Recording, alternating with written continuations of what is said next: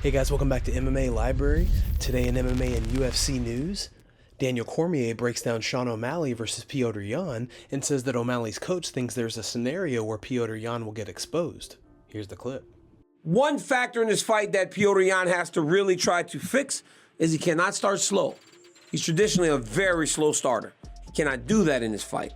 He's got to go fast. He's got to try to overwhelm O'Malley early because, again, this is foreign to him because O'Malley has not been in this situation before. O'Malley has not been to the top of the mountain as Petr Yan has. An interesting statistic going into this fight is Sean O'Malley's opponents have landed 101 out of 130 leg kicks against him, and he's successfully defended and checked just 24% of leg kick attempts. This is definitely an area that Petr Yan will try to expose being a Muay Thai fighter, so watch for that on Saturday night. Uriah Hall recently came out and said he thinks it's crazy what ring girls get paid since they don't have to put their brain cells on the line every time they enter the octagon. Here's what Hall had to say. I know people that are making $10,000 to show and $10,000 to win, which is ridiculous because you're going out there and fighting and you're putting your brain cells on the line. And ring card girls are making $70,000, which is utterly insane. Valentina Shevchenko hit back at Uriah Hall tweeting, when fighter retiring from fights, all they can think about is ring girls. In a recent video, Chael Sonnen discusses whether or not Charles Oliveira has better stand-up than Islam Makhachev. Here's what Chael had to say. Anthony Smith did a piece, and I thoroughly enjoyed it, but he was talking about Islam versus Oliveira. And Anthony said something that I found myself saying before, and what he said was, I'm not going against him anymore. I'm done doubting him, I'm done underestimating him, I'm done picking against him. And then he went on to compliment Charles, saying that Charles has better stand-up than Islam, saying that Charles is comfortable everywhere, including the submission game, that he doesn't have to worry being underneath Islam. Is that true? So when I hear that Charles has better stand-up than Islam. Now, on that one, in fairness, you could be right. However, while all of Islam fights have gone to the ground, 100% of his fights have started standing up. So it's not as though we haven't seen him there. So while we have seen Charles Oliveira knock people down and finish fights from his feet, we've also seen Charles knocked down and almost finished from his feet. I don't know what you want to do with that. I'm with Anthony. I am not counting Charles out anymore. I'm not. What do you guys think about Chael's comments, and who has the better stand-up, Oliveira or Islam? Let us know your opinion in the comments below. Jorge Masvidal has been vocal recently about his desire to fight Leon Edwards for the UFC welterweight title. Speaking to Ariel Helwani, Jorge said, Leon, step up to the plate, bro. You begged and cried and did all this before when I was fighting for the titles. Now you got the belt, let's go. In response to this, Leon Edwards tweeted, refer to me as Mr. Edwards or Sir and get on your knees and beg and I may consider it. Khamzat Chimaev's Brazilian Jiu-Jitsu coach has recently come out and said that there's a strong possibility that Khamzat will face off against Paulo Costa at UFC 283. Speaking in a recent interview, he said, if the UFC wants it, we can do it at UFC 283. The UFC is a company that wants big numbers, they want results, that wants to sell. So I believe if the UFC wants this fight, they will get it. Sean O'Malley recently invited Andrew Tate to join him on an episode of the Sugar Sean podcast. After this, the pair were spotted checking out Tate's $2 million Bugatti on the streets of Abu Dhabi. Here's the clip.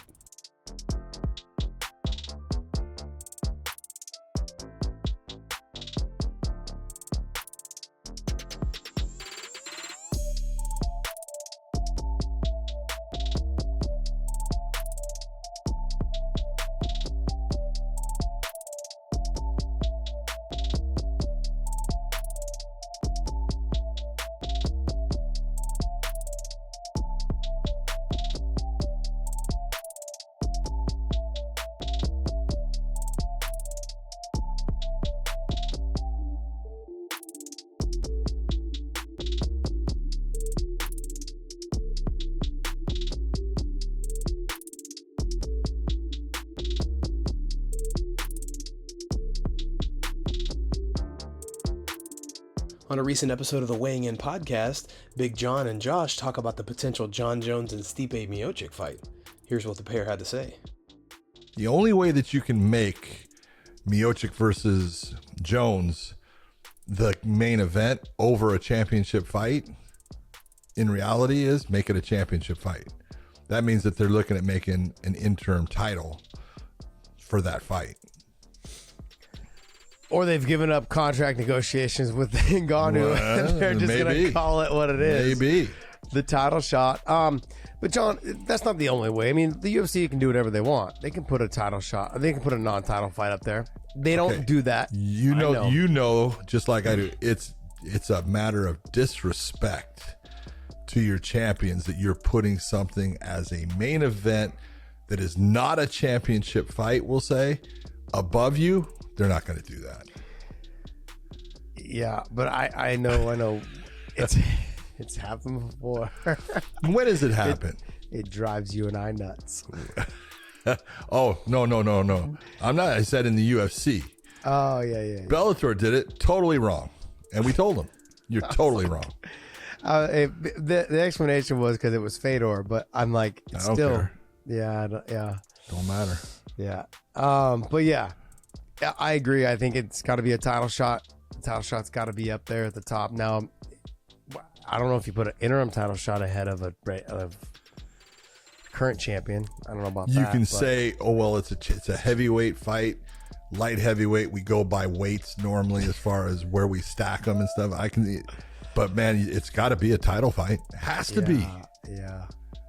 Well, yeah, I think the expectation was always to make an interim title shot with John Jones if Ngannou wasn't going to fight him. But I don't know. We'll see. Look, Stipe's been so far removed now. It's been over a year, I think, now. Oh, like John Jones is not far removed? Oh, that's true. That's true. This is very true, John. I'm glad you put me in my place right there. In a recent interview, Neil Magny accuses Stephen Thompson of holding up the welterweight division. It's kind of funny you brought that name up because he's one of the guys that's kind of clogging the division up. I mean, you're literally, and I like the guy, he's a nice guy, but the reality of it is you're a mixed martial arts fighter, competing in mixed martial arts, and you're saying you don't want to fight another grappler. You fought all the heavy grapplers already. Excuse me? Like, no, you don't get to make that choice. You go out there and fight the guys who are ranked and get you moving forward. I mean, you don't get to pick and choose who you fight and then, like, hopefully that carries you to a title shot. I mean, if that works out for him, great, more power to you. But that's just not a mindset or a thing that, like, I'm familiar with or I'm comfortable with or an ideology that I necessarily support. If it works out for some people, great, have at it. But I don't see things working out well for people who go that route. But like I said, if it works out for you, more power to you. But I just don't agree with it at all. It seems like he's looking more for fun fights at this point in his career, and I think he got that with Kevin Holland. Did you see the news about that matchup? Yeah, which is what I can respect. If you're at the point that you're like, hey, you know what? I don't necessarily care to fight for a title, care about the rankings, that kind of thing. I just want to enjoy the next couple of years of my life and go out with a bang. I can respect that 100%, but like when you're sitting in a slot that guys are actively competing and fighting for, and things can't move forward or backwards without you actually going out there competing against these guys, put things on the line, it kind of clogs the whole division up and keeps everybody from moving forward. In a recent interview with the Schmo, Demetris Johnson gives us his opinion on this weekend's bantamweight title fight between Aljamain Sterling and TJ Dillashaw. Here's the clip. Biggest thing that, like, as I sit back as a fan of both these athletes, Aljamain Sterling and TJ Dillashaw, is I look at TJ Dillashaw and he's gone through a lot of wars. That last fight with Cody Sandhagen did a number on him. He got surgery on his knees.